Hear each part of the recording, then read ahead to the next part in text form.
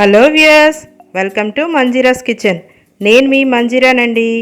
ఈరోజు నేను వీడియోలో ఈవినింగ్ స్నాక్స్గా అరటికాయ బజ్జీ ఎలా ప్రిపేర్ చేసుకోవాలో చూపించబోతున్నానండి. ఈ అరటికాయ బజ్జీ ఎప్పుడూ చేసుకునేలా కాకుండా చక్కగా ఎలా పొంగాలో, పిండి ఎలా కలుపుకుంటే మంచి పఫీగా వస్తుందో నేను చూపించబోతున్నాను. దీనికోసం నేను ముందుగా ఒక అరటికాయని తీసుకొని ఇలా అరటికాయకి ఎడ్జెస్ కట్ చేసుకోనండి. ఫస్ట్ మనము ఎంత సైజు కావాలో అంత సైజు మనం ముందు అరటికాయని కట్ చేసి పెట్టుకోవాలి. నేను కొంచెం పెద్ద సైజే వేస్తున్నాను. ఇలా కొంచెం పెద్ద పెద్దగా ఉంటే బాగుంటుంది కదండి. చూడండి, ఇంత సైజు తీసుకొని మనము పైన అంతా పీల్ చేసేసుకొని ముక్కల్ని చక్కగా ఎంత మనము పల్చగా చేసుకోగలిగితే అంత పల్చగా చేసుకోవాలి. నేను ఇలాగా స్లైసర్ తీసుకొని దీన్ని పల్చగా చిన్న చిన్న ముక్కలుగా చూడండి ఎంత పల్చగా ఉన్నాయో కదా. ఇవి ఇలా ఎంత పల్చగా వస్తే మనకి బజ్జీలు అంత టేస్ట్గా ఉంటాయి.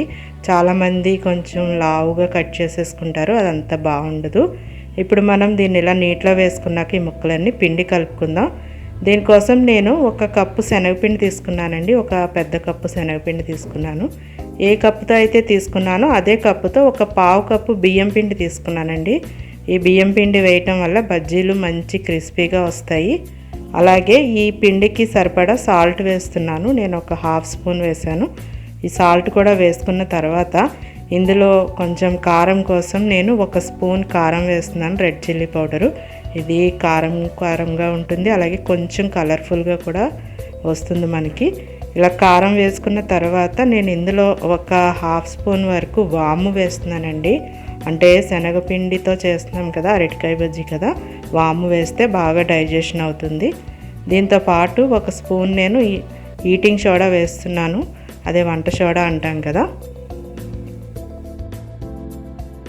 ఇవన్నీ వేసుకున్న తర్వాత ఒకసారి మొత్తం బాగా కలిసేలాగా కలుపుకోవాలండి. ఇలా మనము స్పూన్తో కలిపితే సరిగ్గా కలవదు కదా, అందుకని నేను చేతితో కలుపుతున్నాను. అంటే లోపల ఏమీ ఉండలు లేకుండా మొత్తం కలుపుకోవాలి ముందు. ఇలా కలుపుకున్న తర్వాత ఇందులో వాటర్ కొద్ది కొద్దిగా పోసుకుంటూ మనము బజ్జీ బ్యాటర్ ఉంటుంది కదండి, అలా కొంచెం గట్టిగానే కలుపుకోవాలి. మరీ పల్చగాను ఉండకూడదు, అలానే మరీ గట్టిగాను ఉండకూడదు.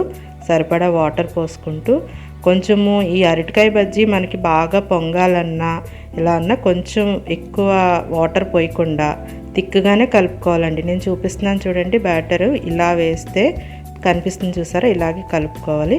ఇప్పుడు మనము డీప్ ఫ్రైకి ఆయిల్ పెట్టుకుందాం. ఈ ఆయిల్ బాగా వేడెక్కిన తర్వాత మనము ఇలా బజ్జీలన్నీ కూడా ఒకటి ఒకటిగా కట్ చేసుకున్న అరటికాయ ముక్కలన్నీ డిప్ చేసుకుని ఈ ఆయిల్లో వేసుకోవాల్సి ఉంటుంది.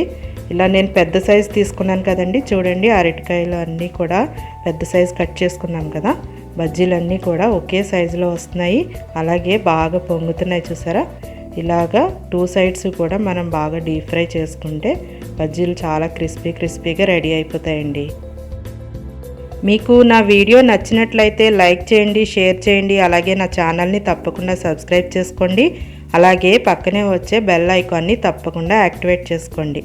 చూడండి, మనము ఇందులో బేకింగ్ పౌడర్ వేయటం వల్ల ఇదంతా కూడా మంచి బాగా పఫీగా పొంగినాయి కదండి.